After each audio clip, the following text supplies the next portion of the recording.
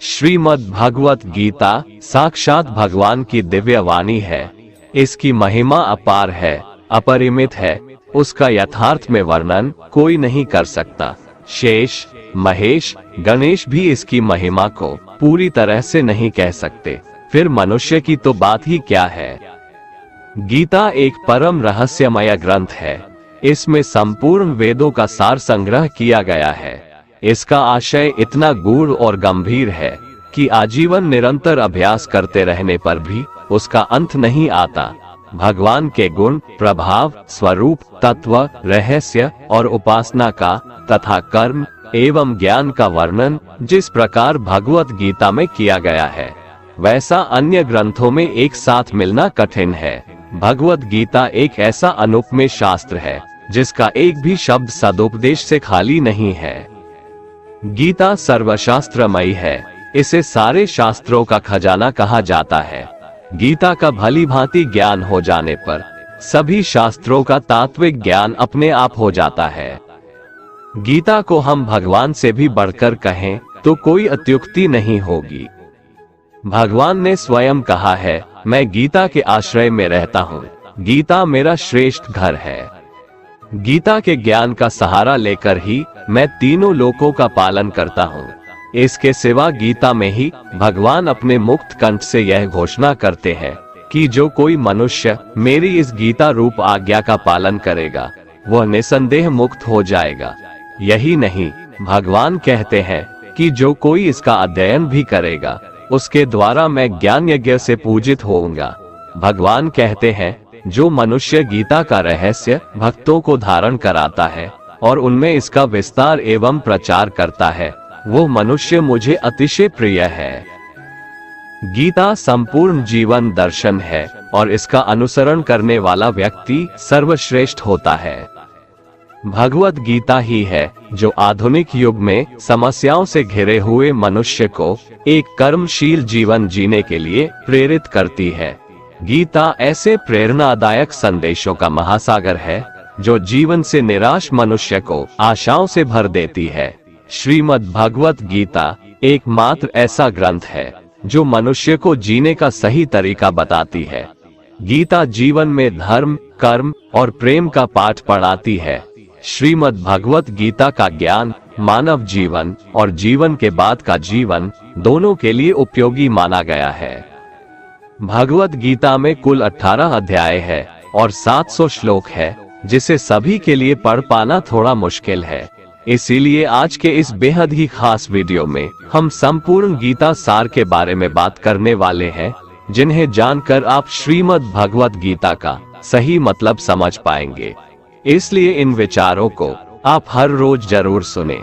तो चलिए अब देर नहीं करते हुए वीडियो शुरू करते हैं।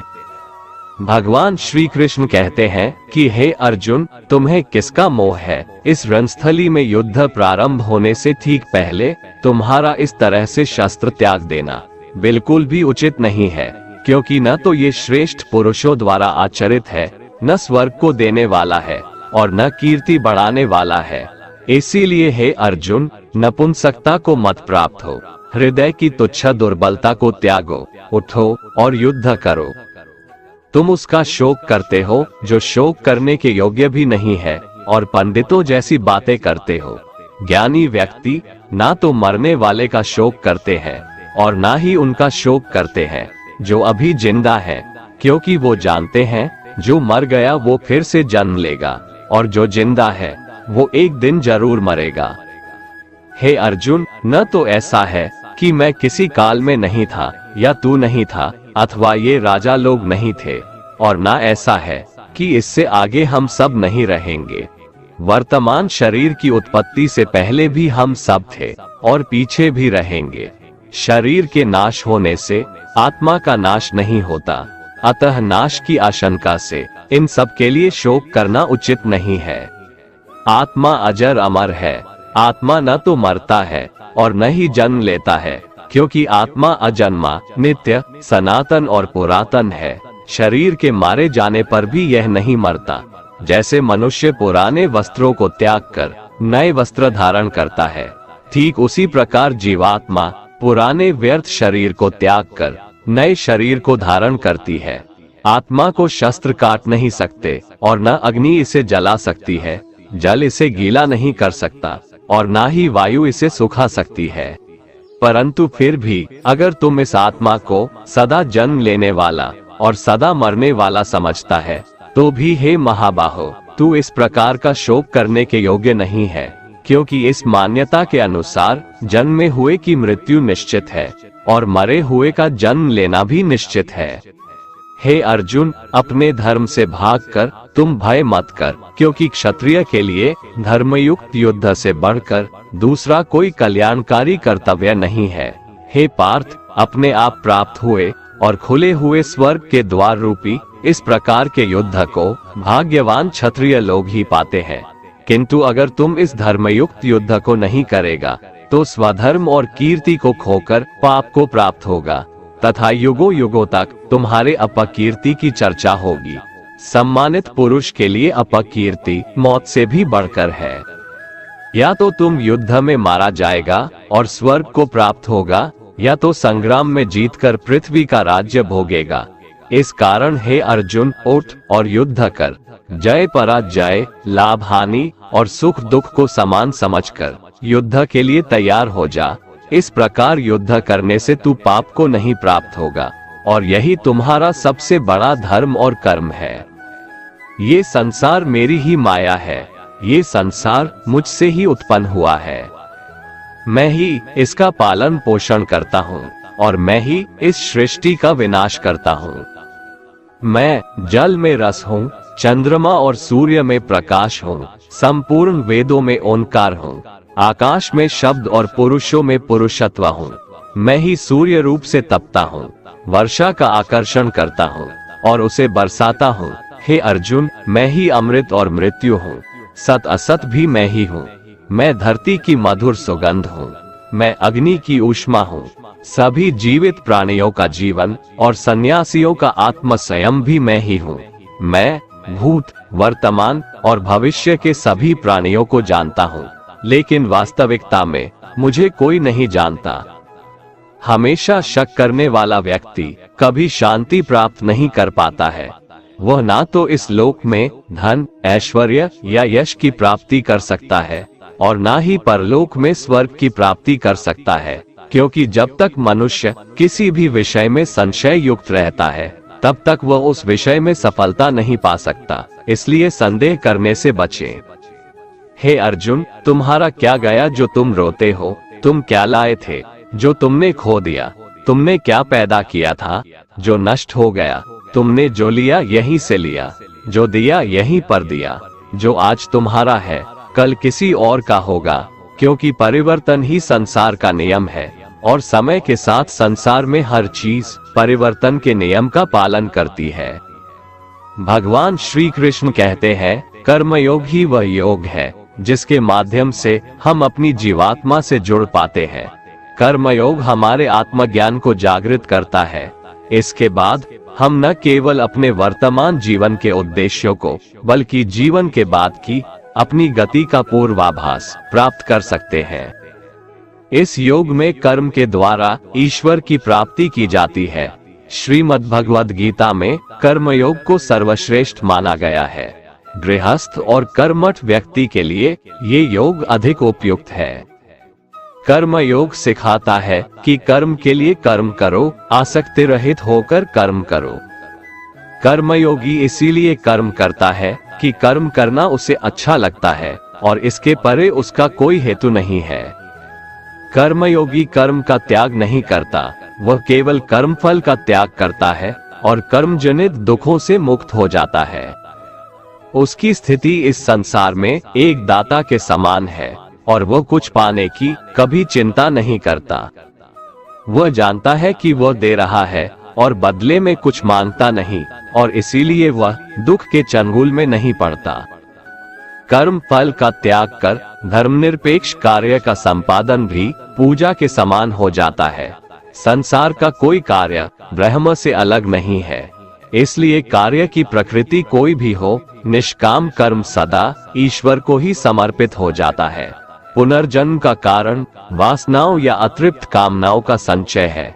कर्मयोगी कर्मफल के चक्कर में ही नहीं पड़ता, अतः वासनाओं का संचय भी नहीं होता। इस प्रकार कर्मयोगी पुनर्जन्म के बंधन से भी मुक्त हो जाता है। भगवान श्री कृष्ण कहते हैं, मनुष्य का मन वायु की तरह चंचल है। यह मन ही है जो मनुष्य को काम वासनाओं की तरफ भटकाता रहता है। अगर जीवन को सफल बनाना है तो मन पर काबू करना बहुत जरूरी है। मन को वश में करने से दिमाग की शक्ति केंद्रित होती है, जिससे कार्यों में सफलता मिलने लगती है। गीता के अनुसार जिस व्यक्ति ने अपने मन पर काबू पा लिया, वह मन में पैदा होने वाली बेकार की चिंताओं और इच्छाओं से भी दूर रहता है। साथ ही व्यक्ति अपने लक्ष्य को भी आसानी से प्राप्त कर लेता है। अगर मन को वश में नहीं करोगे तो वह तुम्हारा सबसे बड़ा शत्रु बन जाएगा। भगवान कहते हैं, जो मनुष्य सुख और दुख में शांत रहता है, जिसके राग, भय और क्रोध नष्ट हो गए हैं, जो मनुष्य शुभ और अशुभ वस्तु को पाकर न प्रसन्न होता है और न द्वेष करता है, जिन्होंने अपनी इंद्रियों को वश में कर लिया है, वो स्थिर बुद्धि मनुष्य मुनि के समान है। ऐसा मनुष्य स्थिर चित्त और इंद्रियों को वश में करके ज्ञान द्वारा परमात्मा को प्राप्त करके हमेशा संतुष्ट रहता है। क्रोध मनुष्य को नरक की ओर ले जाने वाला द्वार है। क्रोध करने से व्यक्ति का मन अशांत हो जाता है और उसकी स्मरण शक्ति भ्रमित हो जाती है। स्मृति में विभ्रम होने से उसकी बुद्धि नष्ट हो जाती है और फिर व्यक्ति का पतन हो जाता है। भगवान श्री कृष्ण कहते हैं, मनुष्य को क्रोध करने से बचना चाहिए। कितना भी गुस्सा आए, स्वयं को शांत रखने का प्रयास करे। श्री भगवान कहते हैं, जिस प्रकार समुद्र की स्थिति अचल है, भारी से भारी आंधी तूफान आने पर या अनेक नदियों के जल प्रवाह उसमें प्रविष्ट होने पर भी वो अपनी स्थिति से विचलित नहीं होता, मर्यादा का त्याग नहीं करता, उसी प्रकार परमात्मा के स्वरूप में स्थित योगी की स्थिति भी सर्वथा अचल होती है। बड़े से बड़े सांसारिक सुख दुखों का संयोग वियोग होने पर भी उसकी स्थिति में जरा भी अंतर नहीं पड़ता। वह योगी परमात्मा में नित्य, निरंतर, अटल और एकरस स्थित रहता है। जो मनुष्य संपूर्ण कामनाओं को त्याग कर ममता रहित, अहंकार रहित और स्पृहा रहित होकर विचरण करता है, वही मनुष्य शांति को प्राप्त कर पाता है। जिस प्रकार प्रकाश की ज्योति अंधेरे में चमकती है, ठीक उसी प्रकार सत्य भी चमकता है। इसलिए व्यक्ति को सदैव सत्य के मार्ग पर चलना चाहिए। सत्य कभी दावा नहीं करता है कि मैं सत्य हूँ, लेकिन झूठ हमेशा दावा करता है कि सिर्फ मैं ही सत्य हूँ। इस संपूर्ण संसार में कोई भी व्यक्ति महान नहीं जन्मा होता है, बल्कि उसके कर्म उसे महान बनाते हैं। सही कर्म वह नहीं है जिसके परिणाम हमेशा सही हो, अपितु सही कर्म वह है जिसका उद्देश्य कभी गलत ना हो। श्रेष्ठ पुरुष जैसा आचरण करता है, अन्य पुरुष भी वैसा ही आचरण करते हैं। वो जो कुछ प्रमाण देता है, समस्त मनुष्य समुदाय उसी के पद चिन्हों पर अपने रास्ते चुनता है। इसलिए सज्जन व्यक्तियों को सदैव अच्छा व्यवहार करना चाहिए। जो मनुष्य ईश्वर में श्रद्धा नहीं रखते, वो अज्ञानी मनुष्य जीवन में कभी भी सुख, शांति और सफलता को प्राप्त नहीं कर पाते। ऐसे मनुष्य की बुद्धि विपरीत हो जाती है। वे लौकिक और पारलौकिक सब प्रकार के सुख साधनों को विपरीत ही समझने लगते हैं। इसी कारण वे विपरीत आचरणों में प्रवृत्त हो जाते हैं। इसके फलस्वरूप उनका इस लोक में और परलोक में पतन हो जाता है। वे अपनी वर्तमान स्थिति से भी भ्रष्ट हो जाते हैं और मरने के बाद उनको अपने कर्मों का फल भोगने के लिए सूकर, कुकर आदि नीच योनियों में जन्म लेना पड़ता है या घोर नरक में पड़कर भयानक यातनाएं भोगनी पड़ती है। भगवान श्री कृष्ण कहते हैं, जो मनुष्य अपने कर्तव्यों का पालन करते हुए विपरीत परिस्थितियों में भी अपने धर्म के मार्ग पर अडिग रहता है और उसके कारण अगर उसकी मृत्यु भी हो जाती है, तो वह मृत्यु भी उसके लिए परम कल्याणकारक बन जाता है और उस मनुष्य को स्वर्ग की प्राप्ति होती है। हे अर्जुन, मेरे और तुम्हारे बहुत से जन्म हो चुके हैं। उन सबको तू नहीं जानता, किंतु मैं जानता हूँ। मैं अजन्मा और अविनाशी हूँ। मैं समस्त प्राणियों का ईश्वर होते हुए भी अपनी प्रकृति को अधीन करके अपनी योग माया से प्रकट होता रहता हूँ। जब जब इस धरती पर धर्म की हानि और अधर्म की वृद्धि होती है, तब तब अधर्म का विनाश और धर्म की पुनर्स्थापना हेतु मैं अपने एक नए रूप को रचता हूँ और लोगों के सम्मुख प्रकट होता रहता हूँ। मनुष्य मेरी जिस भी रूप की पूजा करते हैं, मैं भी उनको उनकी भावना के अनुसार उसी रूप में दर्शन देता हूँ। मनुष्य जिस जिस भाव से मेरी उपासना करते हैं, मैं उनके उस भाव का ही अनुसरण करता हूँ। जो मेरा चिंतन करता है, उसका मैं चिंतन करता हूँ। जो मेरे लिए व्याकुल होता है, उसके लिए मैं भी व्याकुल हो जाता हूँ। जो मुझे अपना सर्वस्व अर्पण कर देता है, मैं भी उसे अपना सर्वस्व अर्पण कर देता हूँ। इस मनुष्य लोक में सांसारिक भोग के लिए लोग इंद्र आदि देवताओं की उपासना करते हैं, क्योंकि देवताओं का पूजन करने वालों को उनके उपासना का फल तुरंत मिल जाता है। लेकिन मैं ऐसा नहीं करता हूँ।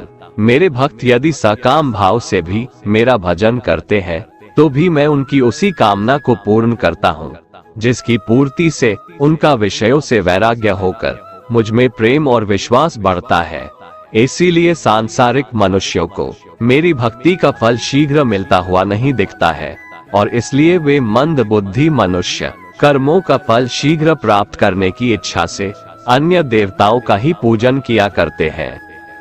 इंसान हमेशा अपने भाग्य को कोसता है, ये जानते हुए भी कि भाग्य से भी ऊंचा उसका कर्म है, जो उसके स्वयं के हाथों में है।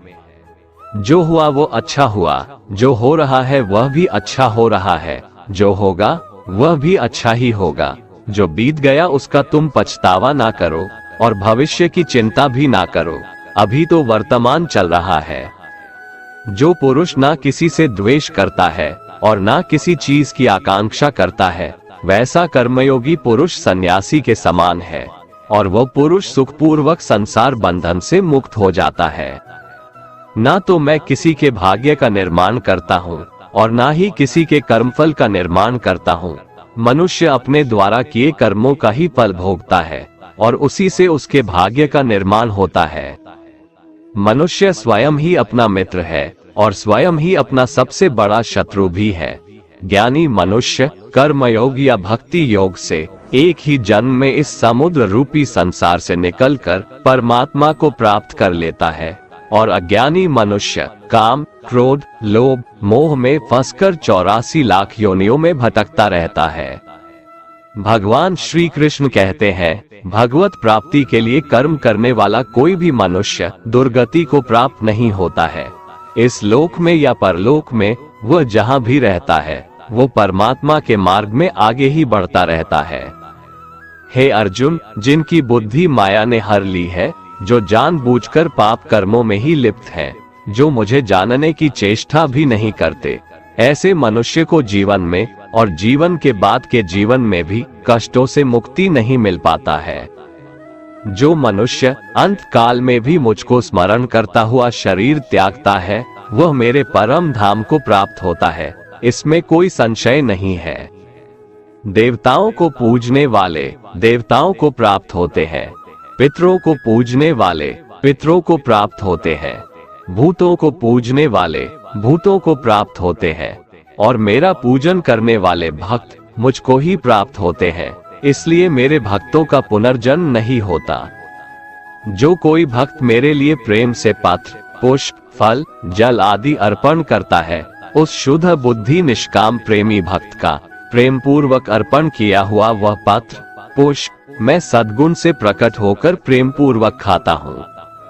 भगवान श्री कृष्ण कहते हैं, हे अर्जुन, तू जो कर्म करता है, जो खाता है, जो हवन करता है, जो दान देता है और जो तप करता है, वह सब मुझे अर्पण कर, मैं तुम्हें मुक्ति प्रदान करूंगा। मेरे लिए ना तो कोई प्रिय है और ना ही अप्रिय, परंतु जो भक्त मुझको प्रेम से भजते हैं, वो मुझ में है और मैं उनमें हूँ। यदि कोई दुराचारी भी अनन्य भाव से मेरा भक्त बनकर मुझको भजता है, तो वह पुरुष भी साधु के समान है, क्योंकि उसने भली भांति निश्चय कर लिया है कि परमेश्वर के भजन के समान अन्य कुछ भी नहीं है। स्त्री, वैश्य, शूद्र, भूत, पिशाच, चांडाल कोई भी हो, वो मेरी शरण में आकर परम गति को प्राप्त होते हैं। हमारे तामसिक गुण हमारे अंदर हीन भावना पैदा करके हमें खुद को उदास और नुकसान पहुंचाते हैं, और हमारे राजसिक गुण हमें ईर्ष्यालु और लोभी बना देते हैं। भगवान श्री कृष्ण कहते हैं, हर मनुष्य को तामसिक और राजसिक गुणों को खत्म करके अपने सात्विक गुणों से परिचित होना पड़ेगा। सात्विक गुण वो है जो आत्मा को अपने आसपास की हर चीज से जोड़े रखता है और उन्हें प्यार करना सिखाता है। किसी का अच्छा ना कर सको तो बुरा भी मत करना, क्योंकि दुनिया कमजोर है लेकिन दुनिया बनाने वाला नहीं। जिंदगी में हम कितने सही हैं और कितने गलत हैं, ये केवल दो लोग जानते हैं, एक परमात्मा और दूसरी हमारी अंतरात्मा। अपने आप को भगवान के प्रति समर्पित कर दो, यही सबसे बड़ा सहारा है। जो कोई भी इस सहारे को पहचान गया है वह डर, चिंता और दुखों से आजाद रहता है। मनुष्य को सबसे पहले खुद का आकलन करना चाहिए, अर्थात खुद के बारे में जान लेना चाहिए। खुद की काबिलियत और क्षमता को जानना ही मनुष्य को आत्मज्ञान की प्राप्ति करा सकता है। जब तक मनुष्य खुद के बारे में जान नहीं लेगा, तब तक उस मनुष्य का उद्धार नहीं हो सकता। श्रीमद् भगवद गीता में भगवान श्री कृष्ण कहते हैं कि हर एक मनुष्य को अपने आप पर पूरा भरोसा करना चाहिए, क्योंकि जो लोग खुद पर विश्वास करते हैं वह अवश्य ही सफलता प्राप्त करते हैं। ऐसा भी बताया जाता है कि जो व्यक्ति जैसा विश्वास करता है आखिरकार वैसा ही बन जाता है। सुख और दुख सर्दी और गर्मी के समान है। आज अगर दुख है तो कल सुख भी अवश्य होगा। इसलिए इन दोनों ही परिस्थितियों में मनुष्य को संयम से काम लेना चाहिए। जो मनुष्य अपने सभी काम में मन लगाकर अपना कार्य करते हैं और वो छोटे से छोटे कार्यों में भी खुशी ढूंढ ही लेते हैं, वो लोग निश्चित ही अंत में सफलता प्राप्त करते हैं। वहीं दूसरी तरफ ऐसे मनुष्य भी होते हैं जो अपने काम को बस एक बोझ समझकर बस पूरा कर देना चाहते हैं और अपने किसी भी काम को सही ढंग से नहीं करते हैं। तो ऐसे मनुष्य हमेशा ही अपने जीवन में पीछे रह जाते हैं। जो लोग स्वार्थी प्रवृत्ति के हैं, जो सिर्फ अपना मतलब साधने में लगे रहते हैं, जिन्हें दूसरों की भलाई से कोई मतलब नहीं है, ऐसे लोगों का कभी भला नहीं होता। श्री कृष्ण ने गीता सार में उन लोगों के लिए इस उपदेश के माध्यम से बहुत बड़ी सीख दी है। भगवान कहते हैं, स्वार्थ शीशे में फैली धूल की तरह है, जिसकी वजह से व्यक्ति अपना प्रतिबिंब ही नहीं देख पाता। इंसान का स्वार्थ उसे अन्य लोगों से दूर ले जाकर नकारात्मक हालातों की तरफ धकेलता है, जिसके चलते व्यक्ति अकेला रह जाता है। अगर आप चाहते हैं कि आप भी अपना जीवन खुशीपूर्वक व्यतीत करें, तो इसके लिए यह जरूरी है कि आप अपने स्वार्थ को कभी अपने पास नहीं आने दें, क्योंकि स्वार्थी मनुष्य दोस्ती भी सिर्फ अपना स्वार्थ निकालने के लिए करते हैं। ईश्वर हमेशा मनुष्यों का साथ देता है। जो व्यक्ति इस प्रभावशाली सत्य को मान लेता है तो उसका जीवन पूरी तरह बदल जाता है। सृष्टि निर्माता ईश्वर ही है जो संपूर्ण जगत को चला रहा है। वहीं इंसान तो बस ईश्वर की हाथ की एक कठपुतली है। इसलिए इंसान को कभी अपने भविष्य या फिर अतीत की चिंता नहीं करनी चाहिए, क्योंकि हर विकट परिस्थिति में ईश्वर इंसान का साथ देता है और उसे मुश्किल से बाहर निकालता है। इसलिए हम सभी को ईश्वर पर भरोसा रखना चाहिए। श्रीमद् भगवत गीता में श्री कृष्ण ने यह उपदेश दिया है कि अपने काम को पहले प्राथमिकता दें और पहले अपने काम को पूरा करने की कोशिश करें, तभी दूसरे का काम करें। क्योंकि जो लोग पहले अपने काम को नहीं करते और दूसरे का काम करते रहते हैं, वे लोग अक्सर परेशान रहते हैं। मनुष्य अपने हृदय से जो दान कर सकता है वो अपने हाथों से नहीं कर सकता, और मौन रहकर जो कुछ वो कह सकता है वो शब्दों से नहीं कह सकता। जो चीजें हमारे दायरे से बाहर हो उसमें समय गंवाना मूर्खता ही होगी। किसी भी व्यक्ति को ना तो समय से पहले और ना ही भाग्य से अधिक कुछ मिलता है, लेकिन उसे पाने के लिए सदैव प्रयत्नशील रहना चाहिए। जो मनुष्य मेरे पर मन लगाते हैं मेरी भक्ति करते हैं, मैं उनको वो सब कुछ प्रदान करता हूँ जो उनके पास नहीं है, और जो उनके पास है मैं उनकी रक्षा भी करता हूँ। इसलिए ये बहुत जरूरी है कि हम अपने बुरे वक्त में परमात्मा पर भरोसा रखें। भगवान श्री कृष्ण कहते हैं, कितना भी बुरा वक्त आ जाए कभी विचलित नहीं होना चाहिए, बल्कि डटकर उसका सामना करना चाहिए, क्योंकि इस संसार का नियम है, जो आया है उसे दुख का सामना करना पड़ेगा। रोने से और चिंता करने से कोई फायदा नहीं होने वाला है, बल्कि इससे दुख और बढ़ेगा। जीवन में आगे बढ़ने के लिए और अपनी अलग पहचान बनाने के लिए यदि आपको क्रांतिकारी भी बनना पड़े तो इससे पीछे न हटें। कहने का सीधा मतलब ये है कि जरूरत के हिसाब से खुद में बदलाव करें और समाज के बारे में न सोचते हुए अपने काम पूरे करें। जीवन में दोस्तों की भूमिका बहुत अहम होती है। सच्चे दोस्तों की पहचान हमेशा मुश्किल वक्त में ही होती है। जिस तरह भगवान कृष्ण ने पांडवों के मुश्किल वक्त में उनका साथ दिया था, वैसे ही आपको भी अपने दोस्तों का साथ देना चाहिए। इसके साथ ही आपको ऐसे ही दोस्त बनाने चाहिए जो आपके मुश्किल वक्त में आपके साथ खड़े रहें। जीवन में हार जीत लगी रहती है, लेकिन सफलता सिर्फ उसी व्यक्ति को मिलती है जो अपनी गलतियों और हार से सीख लेकर आगे बढ़े। हार कर निराश होना किसी भी समस्या का हल नहीं है। किसी भी परिस्थितियों से लड़ने के लिए उसके लिए एक बेहतर रणनीति बनाना बहुत जरूरी है। बिना रणनीति के आप हर मोर्चे पर कामयाब नहीं हो पाएंगे। यदि पांडव भी श्री कृष्ण द्वारा बनाई गई रणनीति का पालन नहीं करते तो शायद कौरवों के खिलाफ हुए युद्ध में उन्हें जीत नहीं मिलती। गीता के 10वें अध्याय में भगवान श्री कृष्ण कहते हैं कि हे अर्जुन, मैं सभी प्राणियों के हृदय में स्थित सबका आत्मा हूँ। संपूर्ण प्राणियों का आदि, मध्य और अंत भी मैं ही हूँ। मैं सूर्य हूँ, मैं वेदों में सामवेद हूँ, देवों में इंद्र हूँ, इंद्रियों में मन हूँ, मैं ब्रह्मा हूँ, मैं विष्णु हूँ, मैं महेश हूँ, जलाशयों में मैं समुद्र हूँ, पर्वतों में मैं हिमालय हूँ। इस संपूर्ण संसार में तुम जो कुछ भी देख पाते हो सब मैं ही हूँ। कोई आदमी चाहे लाख चीजें जान ले, चाहे वो पूरे जगत को जान ले, लेकिन अगर वह स्वयं को नहीं जानता तो वह अज्ञानी है। अगर कोई आपको ठुकरा दे तो बुरा मत मानना, क्योंकि वे वास्तव में आपकी कीमत नहीं जानते। जो रिश्ता हमें रुला दे उससे गहरा कोई रिश्ता नहीं, और जो रिश्ता हमें रोता हुआ छोड़ दे उससे कमजोर कोई रिश्ता नहीं। हमेशा शांत रहें, इससे आपके जीवन में खुद को बहुत मजबूत पाएंगे, क्योंकि लोहा ठंडा होने पर ही मजबूत होता है, पर गर्म होने पर तो उसे किसी भी आकार में ढाला जा सकता है। किसी विपत्ति के समय आपको ये 7 गुण बचाएंगे: आपका ज्ञान, आपकी विनम्रता, आपकी बुद्धि, आपके भीतर का साहस, आपके अच्छे कर्म, सच बोलने की आदत और ईश्वर में विश्वास।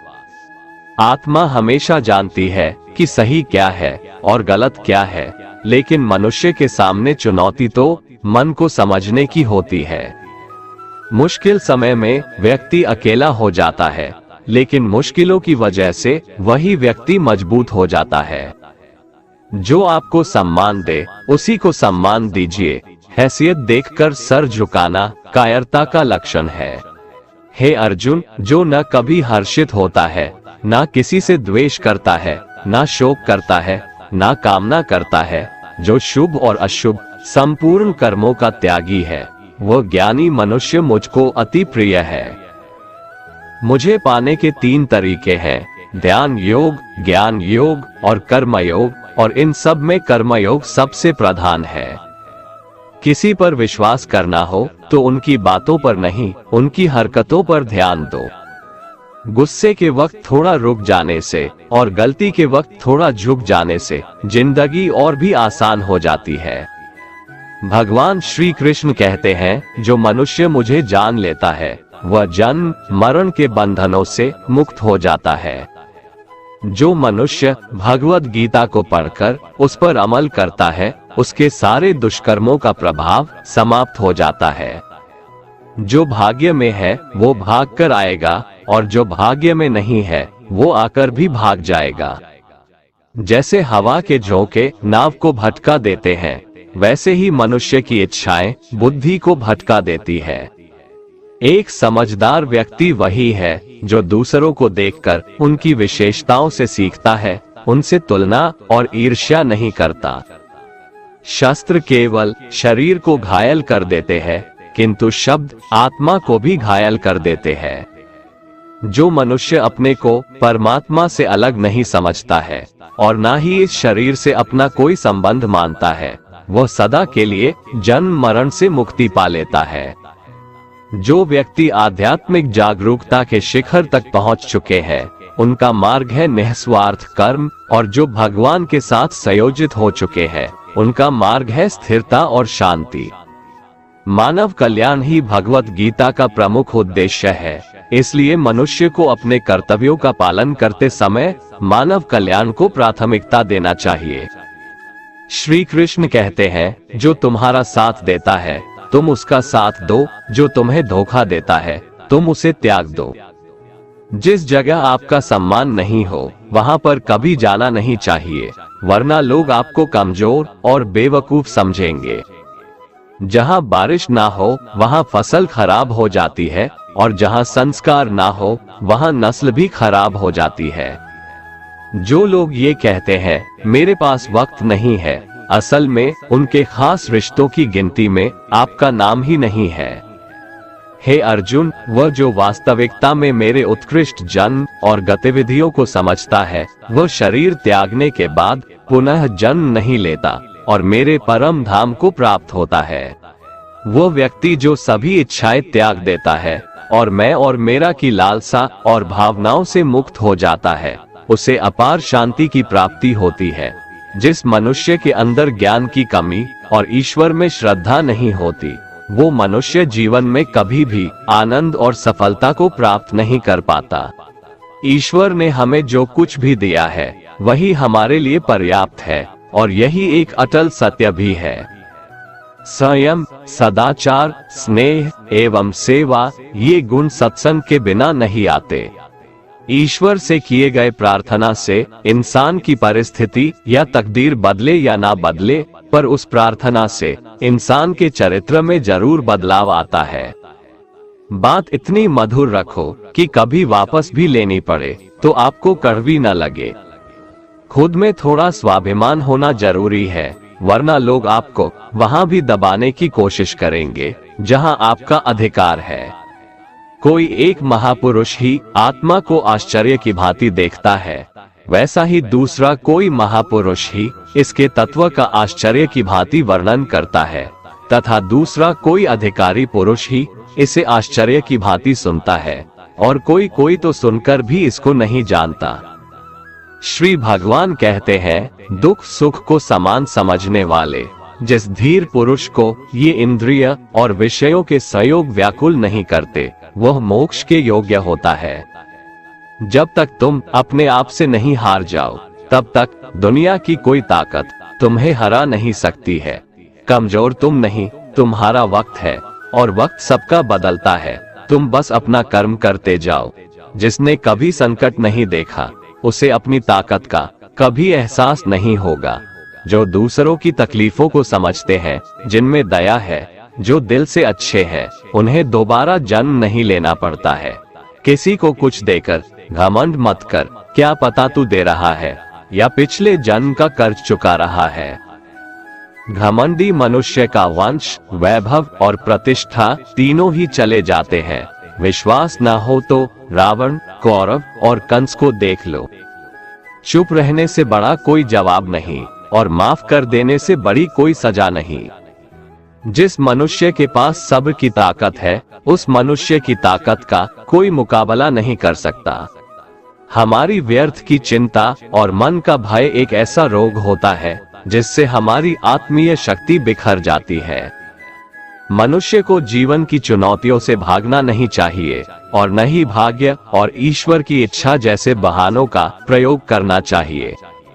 यज्ञ से बचे हुए अन्न को खाने वाले श्रेष्ठ पुरुष सब पापों से मुक्त हो जाते हैं, और जो पापी लोग अपना शरीर पोषण करने के लिए ही अन्न पकाते हैं, वे तो पाप को ही खाते हैं। अर्थात जो लोग ईश्वर को याद किए बिना अपने जिंदा रहने में ही लगे रहते हैं, उन्हें चोर समझना चाहिए। केवल ज्ञान ही एक ऐसा अक्षय तत्व है जो कहीं भी, किसी भी अवस्था में और किसी भी काल में मनुष्य का साथ नहीं छोड़ता। धरती पर जिस प्रकार मौसम में बदलाव आता है, उसी प्रकार जीवन में भी सुख दुख आता जाता रहता है। युद्ध हो या जीवन, सफलता केवल 3 शस्त्रों से प्राप्त होती है: धर्म, धैर्य और साहस। कोई भी मनुष्य जन्म से नहीं बल्कि अपने कर्मों से महान बनता है। कुछ पाना है तो खुद पर भरोसा कीजिए, क्योंकि सहारे कितने भी सच्चे और अच्छे हो, साथ छोड़ ही जाते हैं। मित्र गरीब है या अमीर, यह मायने नहीं रखता, बल्कि वो आपके बुरे समय में आपका साथ कितना देता है, यह मायने रखता है। धर्म चाहे जो भी हो, अच्छे इंसान बनो, हिसाब हमारे कर्म का होगा, धर्म का नहीं। खुशी के लिए काम करोगे तो खुशी नहीं मिलेगी, लेकिन खुश होकर काम करोगे तो खुशी जरूर मिलेगी। जब आप दूसरों के लिए अच्छा चाहते हैं तो वही अच्छी चीजें आपके जीवन में वापस आती है। यही प्रकृति का नियम है। आपका मूल्य इससे तय नहीं होता कि आप क्या है, यह इससे तय होता है कि आप खुद को क्या बनाने की क्षमता रखते हैं।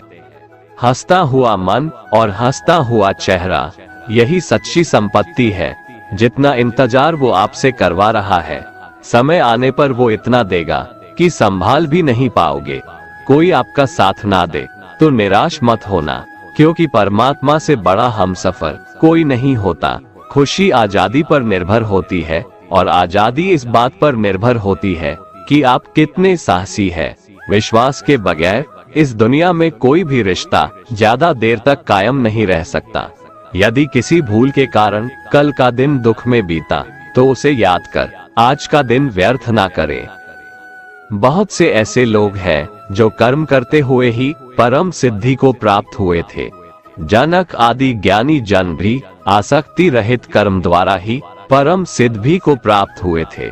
इसलिए मनुष्य को हमेशा अच्छे कर्म करने चाहिए और फल की अभिलाषा से दूर रहना चाहिए। हे अर्जुन, मेरा इन तीनों लोकों में न तो कुछ कर्तव्य है और न ही कोई वस्तु प्राप्त करने योग्य है, फिर भी मैं कर्म करते हुए अपने कर्तव्य का निर्वाह करता हूँ। श्री भगवान कहते हैं, हे पार्थ, यदि मैं कर्मों को करने में सावधानी ना बरतूं तो बड़ा अनर्थ हो जाएगा, क्योंकि मनुष्य सब प्रकार से मेरे ही मार्ग का अनुसरण करते हैं। वे मूर्ख हैं जो प्रेम को बकवास कहते हैं। प्रेम इस संसार की मूल है, इसी से संसार बना है। रिश्तों में नियमित दूरियां रिश्तों को जोड़ती है और अनियमित दूरियां रिश्तों को तोड़ती है। मनुष्य अपने विश्वास से निर्मित होता है। जैसा वो विश्वास करता है वैसा वो बन जाता है। कृष्ण कहते हैं, धर्म के लिए लड़ना सीखो, अधर्मी का काल बनना सीखो और अपनों के लिए त्याग करना सीखो। सत्य हमेशा पानी में तेल की एक बूंद के समान होता है। कितना भी असत्य का पानी डाले, वह हमेशा ऊपर ही तैरता है। अपने जीवन में कभी भी ना किसी को आनंद में वचन दो, ना क्रोध में उत्तर दो और ना ही दुख में कभी निर्णय लो। कोई आदमी चाहे लाख चीजें जान ले, चाहे वो पूरे जगत को जान ले, लेकिन अगर वह स्वयं को नहीं जानता तो वह अज्ञानी है। अपना काम बनाने के लिए लोग आपकी तारीफ करेंगे, आपसे रिश्ता बनाने की कोशिश करेंगे, लेकिन उनके व्यवहार को सच मानकर अगर आप फंस जाएंगे तो आगे चलकर आपको ही नुकसान होगा। अक्सर आपको चोट वही लोग पहुंचाते हैं जो आपके अपने होते हैं, जो आपके दिल के ज्यादा करीब होते हैं। गीता का ये सबसे महत्वपूर्ण ज्ञान है, क्योंकि महाभारत की लड़ाई पराये लोगों में नहीं थी, यह एक ही परिवार की लड़ाई थी। चाहे आप किसी की मदद करो या मत करो, लेकिन जानबूझकर कभी किसी का दिल नहीं दुखाना चाहिए, क्योंकि जब किसी का दिल आपकी वजह से दुखता है तो हमेशा याद रखना कि आपको भी वो दर्द एक दिन जरूर मिलेगा। कभी भी किसी भी चीज की अति नहीं करनी चाहिए, क्योंकि किसी भी चीज की अति आपको ही नुकसान पहुंचाएगी। इसलिए जीवन को संतुलन के साथ जीना चाहिए। जो आपके साथ अधर्म करे, पाप करे, गलत करे, उसे सजा जरूर देना चाहिए। अगर आप उसे सहते हैं तो वो आपके साथ और गलत करता है और आप उससे भी बड़े पाप के भागीदार बन जाएंगे।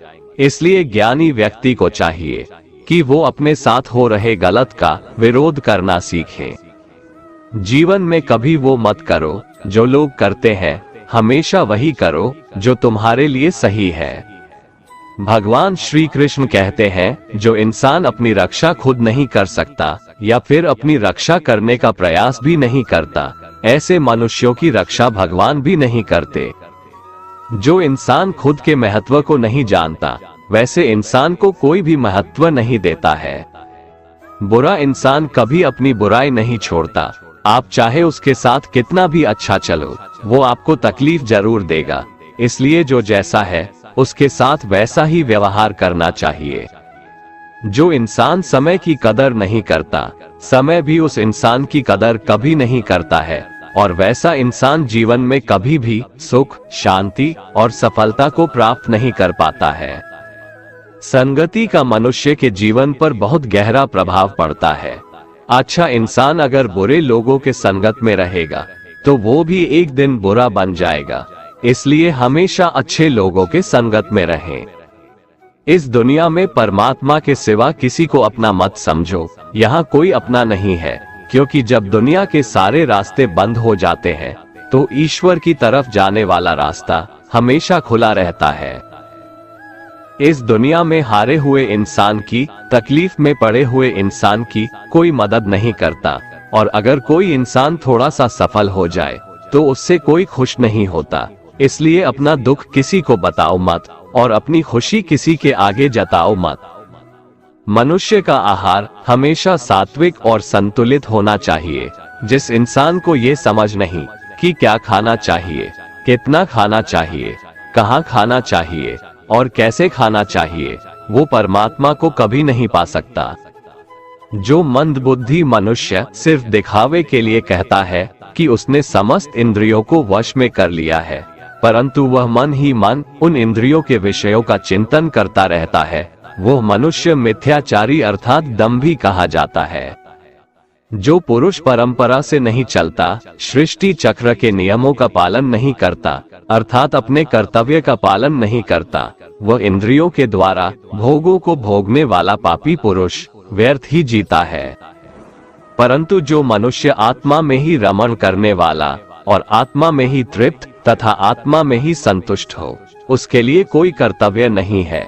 आत्मा का मतलब यहाँ सबसे बड़ा सच है और जो सत्य को समझता है, सत्य में ही खुश होकर सत्य में ही रहता है, उसके लिए कोई कर्तव्य नहीं है।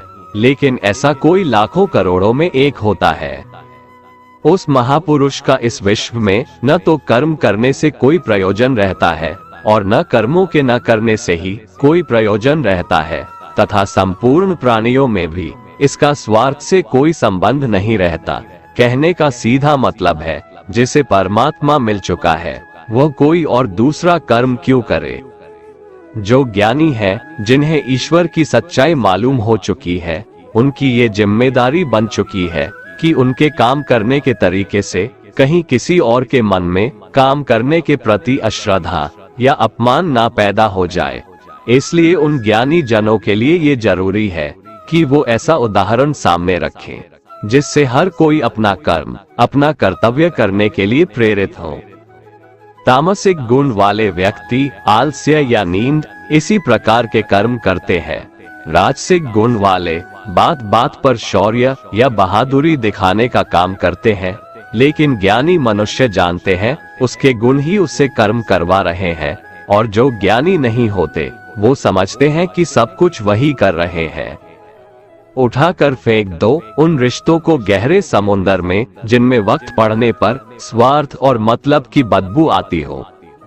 अगर सही मायने में आप अपना जीवन बदलना चाहते हो तो सबसे पहले आपको अपना मन बदलने के लिए तैयार रहना पड़ेगा, क्योंकि जैसा आपका मन रहेगा वैसे ही आपके विचार होंगे, और जैसे आपके विचार होंगे वैसे ही आपका जीवन होगा। जो जा रहा है उसे जाने दो, वो आज रुक भी गया तो कल चला ही जाएगा। आप जितने सरल, सीधे और नर्म दिल के रहोगे, उतना ही चतुर और बेईमान लोगों द्वारा खदेड़ दिए जाओगे। जिंदगी में सब कुछ दोबारा मिल सकता है, पर वक्त के साथ खोया हुआ रिश्ता और भरोसा दोबारा नहीं मिलता। भरोसा उसी पर करना जो निभाने के लायक हो। कुछ पल का साथ तो अर्थी उठाने वाले भी दे देते हैं। सच्चे लोगों पर भी उतना विश्वास रखिए जितना दवाइयों पर रखते हैं। बेशक थोड़े कड़वे होंगे, पर आपके लिए फायदेमंद होंगे। उन लोगों से तो दूरियां ही ठीक है जिन्होंने आपकी नजदीकियों की कभी कदर नहीं की। बड़ा वही होता है जो छोटों के दर्द को समझ सके। कौन क्या कर रहा है, कैसे कर रहा है, क्यों कर रहा है, इन सब से आप जितना दूर रहेंगे उतना ही खुश रहेंगे। हर रिश्ते की अलग अलग सीमाएं होती है, लेकिन बात जब आत्मसम्मान की हो तो वहां पर हर रिश्ता समाप्त कर देना ही उचित होता है। सुबह की नींद इंसान की इरादों को कमजोर बनाती है। मंजिल को हासिल करने वाले लोग कभी देर तक नहीं सोते। मदद एक ऐसी घटना है, करो तो लोग भूल जाते हैं और ना करो तो लोग याद रखते हैं। इंसान दो लोगों से हमेशा हार जाता है, एक अपने परिवार से और दूसरा अपनी पसंद के इंसान से। मूर्ख इंसान अपना तो नुकसान करता ही है, लेकिन जो उसकी मदद करता है उसका भी नुकसान करता है। जीवन में इतने व्यस्त हो जाओ कि पछतावा, दुख, नफरत, डर के लिए समय ही ना बचे। कोई भरोसा तोड़े तो उसका भी धन्यवाद करे। वो हमें सिखाते हैं कि भरोसा सोच समझकर करना चाहिए। जीवन में सुख शांति चाहते हैं तो अपनी समस्याओं और आलोचनाओं को खुद पर हावी ना होने दें। जन्म से मिले रिश्ते तो प्रकृति की देन है, लेकिन खुद के बनाए रिश्ते आपकी पूंजी है, इन्हें संभाल कर रखिए। किसी व्यक्ति के गुण दोषों का निर्धारण करने से पूर्व अपनी दृष्टि को निष्पक्ष और पारदर्शी बनाना आवश्यक होता है। किसी को अपनी कमजोरी मत बताओ, क्योंकि अक्सर लोग दूसरों की कमजोरी का फायदा उठा लेते हैं। जिंदगी में दो लोगों को कभी मत भूलना, एक वो जिसने तकलीफ दी हो और दूसरा वो जिसने तकलीफ में साथ दिया हो। भगवान श्री कृष्ण कहते हैं, तू मन छोटा मत किया कर, जहाँ तेरे अपने मुंह फेर लेंगे वहाँ मैं तुम्हारा साथ दूंगा। तू किसी के आगे इतना भी मत झुक कि वो तुम्हें गिरा हुआ समझने लग जाए। लोग तुम्हारी कदर तभी करेंगे जब तुम उन्हें उन्हीं की तरह नजरअंदाज करना सीख जाओगे। दीपक का जीवन इसलिए वंदनीय नहीं है कि वह जलता है, बल्कि इसलिए वंदनीय है कि वह दूसरों के लिए जलता है, दूसरों से नहीं जलता। कामयाबी और नाकामयाबी दोनों जिंदगी के हिस्से हैं, दोनों ही स्थायी नहीं है। जिंदगी की आधी शिकायतें यूं ही दूर हो जाएगी अगर लोग एक दूसरे के बारे में बोलने की जगह एक दूसरे से बोलना सीख जाएंगे। विश्वास किसी पर इतना करो कि वो तुम्हारे साथ छल करते समय खुद को दोषी समझे, और प्रेम किसी से इतना करो कि उसके मन में सदैव तुम्हें खोने का डर बना रहे। चार वेदों का अर्थ नहीं भी जानो तो कोई बात नहीं, लेकिन समझदारी, जवाबदारी, वफादारी और ईमानदारी, इन चार शब्दों का मर्म जान लो तो भी जीवन सार्थक हो जाएगा। समबुद्धि युक्त पुरुष पुण्य और पाप दोनों को इसी लोक में त्याग देता है, अर्थात उनसे मुक्त हो जाता है।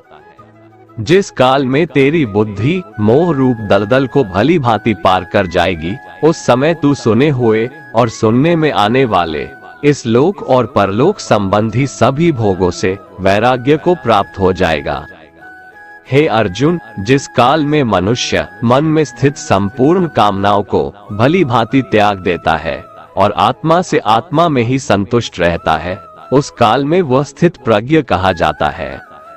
दुखों की प्राप्ति होने पर जिसके मन में उद्वेग नहीं होता, सुखों की प्राप्ति में जो सर्वथा स्पृहा रहित है, तथा जिसके राग, भय और क्रोध नष्ट हो गए हैं, ऐसा मुनि स्थिर बुद्धि कहा जाता है।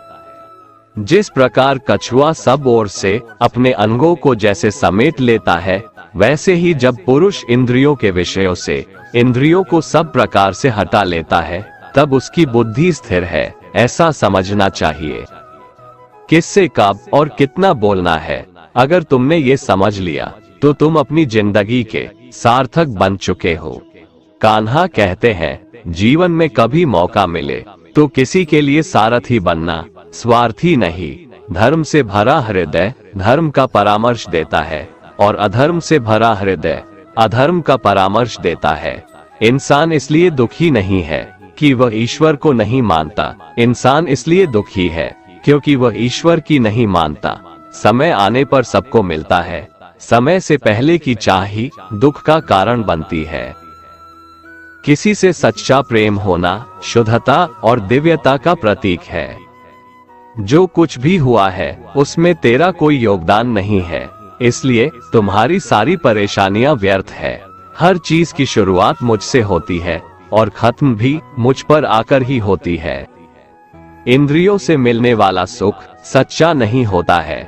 इंद्रियों का सुख पहले तुमको अमृत की मिठास देगा, लेकिन बाद में तुम्हारा विनाश कर देगा। कान्हा कहते हैं, हे मानव, तुम अपने जीवन को सार्थक बना सकते हो, लेकिन इसके लिए तुम्हें मेरी शरण में आना पड़ेगा। अगर तुम्हें मेरी बातें अटपटी लगती है तो तुम्हें अपने नजरिए को बदलने की जरूरत है। अभी तुम चीजों को उस तरह से नहीं देखते हो जिस तरह मैं देखता हूँ। अगर एक बार तुमने मुझ पर विश्वास कर लिया तो तुम्हें जीवन में कभी निराश होना नहीं पड़ेगा। एक बार जो मुझ पर विश्वास कर लेता है उसका साथ मैं कभी नहीं छोड़ता हूँ। जो व्यक्ति मेरे भक्तों के साथ धोखा करता है उसके लिए मैं सबसे बड़ा शत्रु हूँ। अगर किसी ने मेरे भक्त को एक बार भी धोखा दिया तो जन्मों जन्मों तक मैं उसका उद्धार नहीं करता हूँ। मैं हर दिल को एक मंदिर की तरह देखता हूँ। जो दिल जितना सुंदर होता है वहाँ मैं उतना ही अधिक ठहरता हूँ। श्री भगवान कहते हैं, इस दुनिया में तुम प्रेम सभी से करो, लेकिन पूर्ण रूप से विश्वास किसी पर मत करो। अगर तुमको भरोसा करना है तो केवल परमात्मा पर करो। जब तुम शुरुआत करोगे तो स्वाभाविक रूप से तुमको असफलता मिल सकती है। कई बार तुमको गिरना भी पड़ सकता है, लेकिन इसका मतलब यह नहीं होना चाहिए कि तुम उस काम को करना छोड़ दो। एक समय आएगा जब तुम परिपूर्ण हो जाओगे और तुम्हारे सभी काम सफल हो जाएंगे। इस काम में मैं हमेशा तुम्हारे साथ खड़ा रहूंगा। मैं तुम्हारे हर छोटे बड़े कर्म में साथ दूंगा। तुम्हारा जो दिल करे उसको करो, लेकिन नम्रता और सरलता के साथ, अहंकार के साथ नहीं। इस धरती पर आने के बाद आपका मुख्य उद्देश्य यहाँ से मुक्त होना है। केवल वही मनुष्य मुक्त हो सकता है जो अपने कर्मों में दृढ़ संकल्प के साथ स्थिर है और सुख दुख को समान रूप से सहन करता है। जो मनुष्य अपनी आत्मा की बात सुन सकता है वह मुझसे बात कर सकता है और देख भी सकता है। जो आदमी मुझे हर चीज में देखता है और मेरे होने के एहसास को अनुभव करता है वह मेरा सच्चा भक्त है। ऐसे भक्तों से मुझे प्रेम है। ऐसा कोई नहीं है जिसका सदियों से अस्तित्व है और ना ही ऐसा कोई है जिसका सदियों बाद अस्तित्व रहेगा। यहाँ कुछ स्थायी नहीं है। मैं सभी के घरों में निवास करता हूँ। मेरी ऊर्जा सभी जगह समान रूप से वितरित है। जो मुझे पहचान लेता है उसको मैं भक्ति रस प्रदान करता रहता हूँ। दुनिया का सबसे बड़ा पापी अगर समर्पण के साथ मेरी सच्ची उपासना करे तो मैं उसको भी शुद्ध कर देता हूँ। जो तुमने सुना है उस पर विश्वास मत करो। कुछ लोग अपने विवेक से मुझे अपना बनाते हैं, कुछ लोग ज्ञान से, कुछ लोग कर्म से, कुछ योग से। तुम मुझे किस रूप में प्राप्त करना चाहते हो ये पूरी तरह तुम्हारे ऊपर है। तुम मुझे जिस रूप में बुलाओगे मैं उस रूप में हाजिर हो जाऊंगा। तुम मेरे प्रति सदा चौकस रहो, मेरी उपासना करो, अपने हर एक काम के लिए मेरा स्मरण करो। मैं वादा करता हूँ तुम मेरे प्रिय बने रहोगे। यदि कोई साधक किसी कारणवश अपनी साधना में सफल नहीं हो पाता तो भगवान उसकी अधूरी साधना पूरी करने के लिए फिर से शुद्ध श्रीमंतों के घर में जन्म देते हैं। हे धनंजय, मेरे सिवाय इस जगत का कोई दूसरा कारण नहीं हो सकता। मैं ही इस संपूर्ण संसार का महाकारण हूँ। जैसे मोती सूत के धागे की माला में पिरोए हुए होते हैं, वैसे ही यह संपूर्ण जगत मुझ में ही ओतप्रोत है। ये संसार मुझसे ही उत्पन्न होता है, मुझ में ही स्थित रहता है और मुझ में ही लीन हो जाता है। कहने का तात्पर्य यह है कि भगवान के सिवाय संसार की स्वतंत्र सत्ता नहीं है। सत, रज और तम, इन तीनों गुणों से युक्त मेरी माया को पार कर पाना असंभव है। मनुष्य मेरी इस माया में चिपके रहते हैं और भोग संग्रह की इच्छा छोड़ नहीं पाते। मनुष्य अपने को कभी सुखी और कभी दुखी, कभी समझदार और कभी बेसमझ, कभी निर्बल और कभी बलवान आदि मानकर मेरी इस माया में तल्लीन रहते हैं। परंतु जो मनुष्य मेरे शरणागत हो जाते हैं, वे मेरी इस माया को आसानी से पार कर जाते हैं, क्योंकि उनकी दृष्टि केवल मेरी तरफ रहती है। वे मेरी माया में नहीं फंसते। हे भरत श्रेष्ठ अर्जुन, पवित्र कर्म करने वाले मेरे 4 प्रकार के भक्त मेरा स्मरण करते हैं। पहला है आर्त भक्त, अर्थात दुख से निवृत्ति चाहने वाले भक्त। दूसरा है अर्थार्थी भक्त, अर्थात धन संपदा चाहने वाले भक्त। तीसरा है जिज्ञासु भक्त, अर्थात केवल मुझे जानने की इच्छा वाले भक्त। और चौथा है ज्ञानी भक्त, अर्थात मुझे ज्ञान सहित जानने वाले भक्त। आइए इसको थोड़ा समझ लें। आर्त भक्त वो है जो प्राण संकट आने पर संकट दूर करने के लिए केवल भगवान को पुकारते हैं, कष्ट का निवारण केवल भगवान से ही चाहते हैं, दूसरे किसी से नहीं। वे आर्त भक्त कहलाते हैं। आर्त भक्तों में द्रौपदी और गजेंद्र का दृष्टांत ठीक नहीं लगता है, क्योंकि इन दोनों ने अपनी रक्षा के लिए अन्य उपायों का भी सहारा लिया था। चीर हरण के समय जब तक द्रौपदी भीष्म पितामह और 5 पांडवों पर भरोसा करती रही, तब तक वह रोती बिलखती और कष्ट पाती रही। परंतु जब सब सहारा छोड़कर अनन्य भाव से प्रभु को पुकारा, तब प्रभु ने उसकी लाज बचाई। ऐसे ही गजेंद्र ने जब तक दूसरे हाथियों और हथिनियों का सहारा लिया, अपने बल का सहारा लिया, तब तक वह कई वर्षों तक ग्राह से लड़ता रहा और दुख पाता रहा। सब सहारा छूटने के बाद जब उसने ओम नमो भगवते कहकर हरि को पुकारा, तब भगवान ने तुरंत आकर ग्राह का मुंह फाड़ दिया और गजेंद्र का उद्धार किया। आर्त भक्तों में अभिमन्यु की पत्नी उत्तरा का दृष्टांत सही लगता है, कारण कि जब उस पर आफत आई, तब उसने भगवान श्री कृष्ण के सिवाय किसी दूसरे उपाय का सहारा नहीं लिया। उसने सीधे भगवान से निवेदन किया। उसने श्री भगवान से कहा कि हे जगतपति, ये दहकता हुआ अश्वत्थामा का बाण मेरे गर्भ को नष्ट करने के लिए दौड़ा आ रहा है, मेरी रक्षा करे। तुरंत उत्तरा के गर्भ में प्रविष्ट होकर भगवान ने गर्भ की रक्षा की और परीक्षित को बचाया। अर्थार्थी भक्त वो है जिनको अपनी सुख सुविधा के लिए धन संपत्ति प्राप्त करने की इच्छा हो जाती है, परंतु उसको वे केवल भगवान से ही चाहते हैं, दूसरों से नहीं। ऐसे भक्त अर्थार्थी भक्त कहलाते हैं। जिज्ञासु भक्त वो है जिसमें भगवान को जानने और भगवत भक्ति की जोरदार इच्छा हो जाती है। जिज्ञासु भक्तों में उद्धव जी का नाम लिया जाता है। भगवान ने उद्धव जी को दिव्य ज्ञान का उपदेश दिया था, जो उद्धव गीता के नाम से भी प्रसिद्ध है। श्रीमद् भगवत गीता में उच्च कोटि के भगवत प्रेमी को ज्ञानी भक्त माना गया है। उनके मन में किसी भी प्रकार की कोई इच्छा नहीं होती, वे केवल भगवान के प्रेम में ही मस्त रहते हैं। प्रेमी भक्तों में गोपियों का नाम प्रसिद्ध है। गोपियों ने अपने सुख का त्याग कर प्रियतम भगवान के सुख को ही अपना सुख माना था। ज्ञानी अर्थात प्रेमी भक्त भगवान से कुछ नहीं चाहता, इसलिए वो भगवान का सर्वश्रेष्ठ भक्त है। बुरे लोग हमेशा बुरे कर्म करते हैं, फिर भी वह जीवन में सुखी और संपन्न रहते हैं, जबकि अच्छे लोग जीवन भर अच्छे कर्म करते हैं, फिर भी उसे अपमान और दर्द ही मिलता है। अक्सर लोगों के मन में ऐसा सवाल रहता है कि जो लोग अच्छे कर्म करते हैं वो परेशान रहते हैं, वहीं जो बुरे कर्म करते हैं वो खुशी से रह रहे होते हैं। अच्छे कर्म करने वाले परेशान होते हैं कि आखिर उन्हें इतनी परीक्षा क्यों देनी पड़ रही है, जबकि जो अधर्म की राह में है वो खुश है और जिंदगी का लुत्फ उठा रहे हैं। अक्सर लोग सोचते हैं कि अब अच्छाई का जमाना ही नहीं रहा। अगर आपके मन में भी ये सवाल आया है तो आज आप इसका जवाब सुन लीजिए। ये जवाब वो है जो भगवत गीता में लिखा है और श्री कृष्ण ने अर्जुन को दिया था। भगवत गीता में वर्णित कथा के अनुसार जब भी अर्जुन के मन में कोई दुविधा होती थी तो वो श्री कृष्ण के पास पहुंच जाते थे। एक बार की बात है, अर्जुन ने भगवान श्री कृष्ण के समीप आकर कहा कि वो दुविधा में है और इसका जवाब वो श्री कृष्ण से चाहते हैं। श्री कृष्ण ने पूछा कि क्या सवाल है। अर्जुन ने कहा, मुझे ये जानना है कि अच्छे लोगों के साथ हमेशा बुरा ही क्यों होता है, वहीं बुरे लोग खुशहाल दिखते हैं।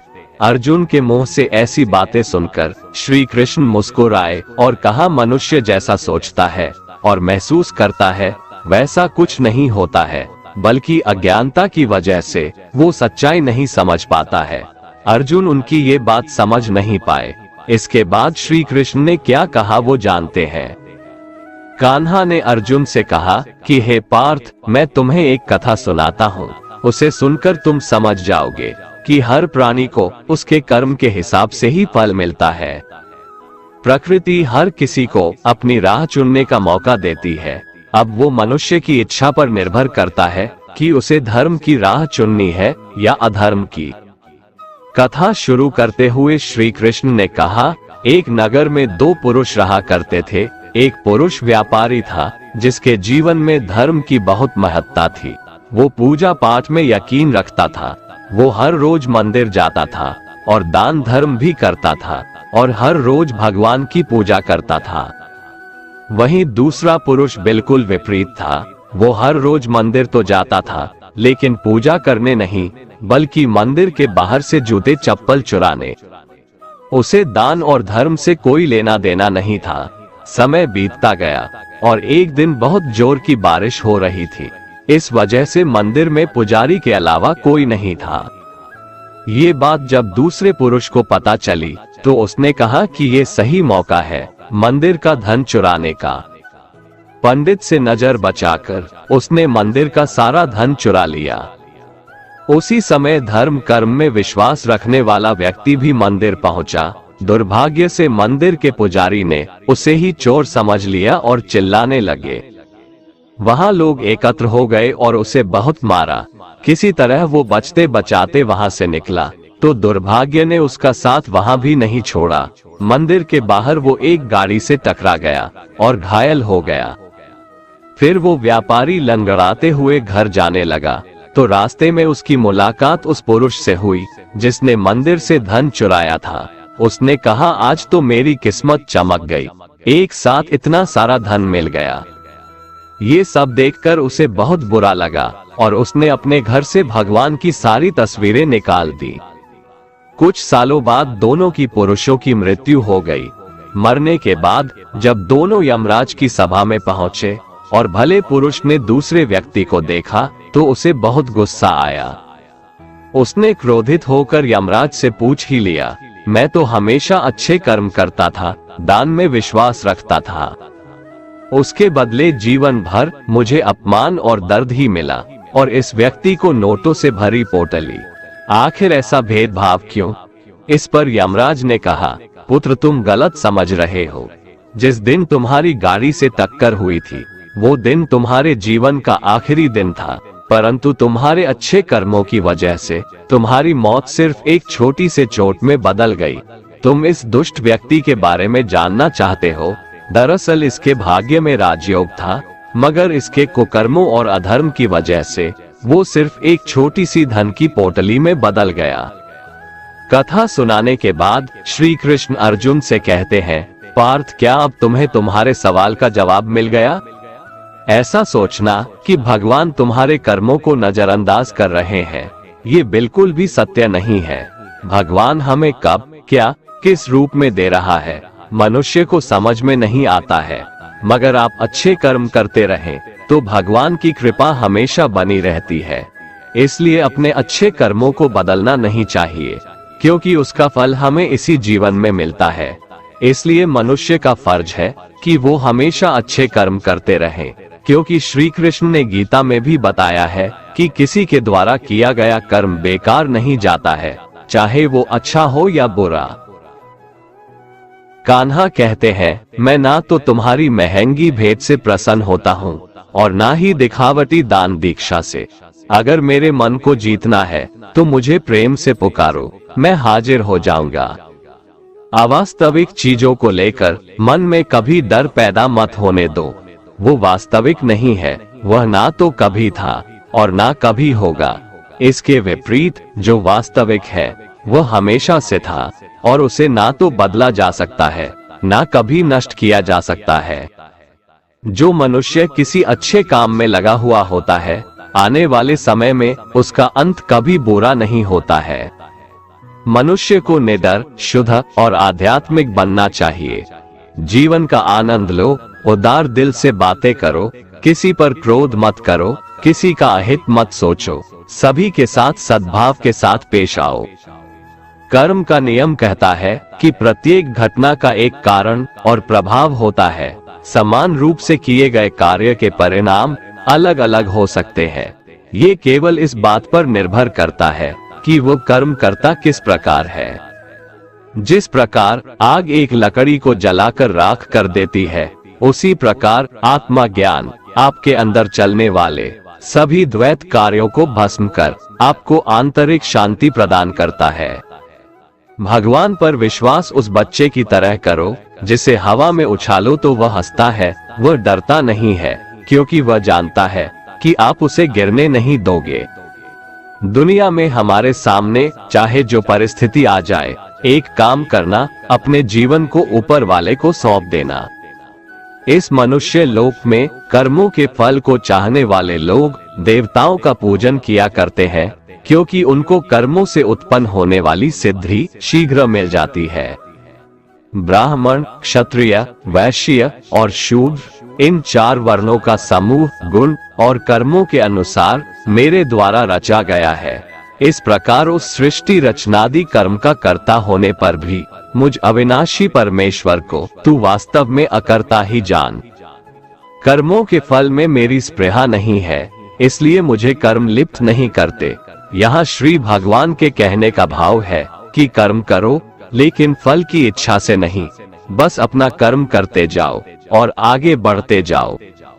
पूर्व काल में पूर्वजों ने भी इस प्रकार मेरे बताए अनुसार ही कर्म किए हैं और मोक्ष को प्राप्त हुए हैं।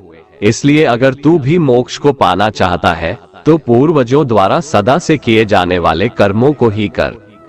जिसकी आसक्ति सर्वथा नष्ट हो गई है, जो अपने देह पर अभिमान नहीं करता और जो ममता से रहित हो गया है, जिसका चित्त निरंतर परमात्मा के ज्ञान में स्थित रहता है, वैसा कर्मयोगी अपना कर्म यज्ञ की तरह करता है और मोक्ष को प्राप्त होता है।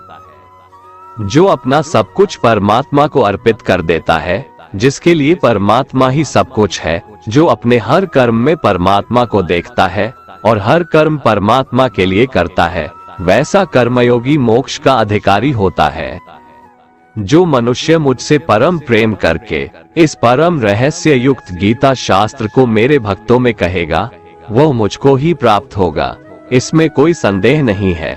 उससे बढ़कर मेरा प्रिय कार्य करने वाला मनुष्यों में कोई भी नहीं है, तथा पृथ्वी भर में उससे बढ़कर मेरा प्रिय दूसरा कोई भविष्य में होगा भी नहीं। जो मनुष्य श्रद्धायुक्त दोषों से रहित होकर इस गीता शास्त्र का श्रवण भी करेगा, वह भी सभी पापों से मुक्त होकर मेरे परम धाम को प्राप्त होगा। दोस्तों, अगर आपको हमारा ये वीडियो पसंद आया तो कमेंट में जय श्री राधे कृष्ण लिखें और ऐसे ही प्रेरणादायक वीडियो देखने के लिए हमारे चैनल को सब्सक्राइब कर लें। जय श्री राधे कृष्ण।